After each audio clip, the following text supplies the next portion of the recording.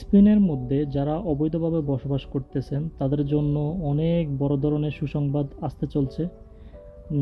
এই যে নিউজটা দেখতে পারছেন এটা এল পাইস, স্পেনের অনেক বড় সংবাদ মাধ্যম অনলাইনের মধ্যে।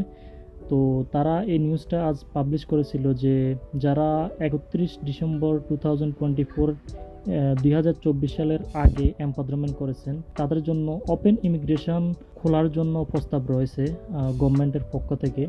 তো ইন কেস এটা যদি কার্যকর হয় তাহলে আমাদের জন্য অনেক ভালো একটা নিউজ হতে চলেছে এটা।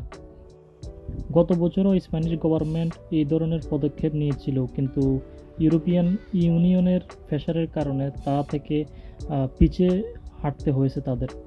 এই বছরও সেম উদ্যোগ নিতে চলেছে স্প্যানিশ গভর্নমেন্ট। ইনশাল্লাহ যদি এটা যদি অ্যাপ্রুভ হয়, যদি পাস হয়, তাহলে যারা আমরা অবৈধভাবে রয়েছে স্পেনের মধ্যে আমাদের জন্য অনেক বড় ধরনের গ্রেট নিউজ হতে চলেছে।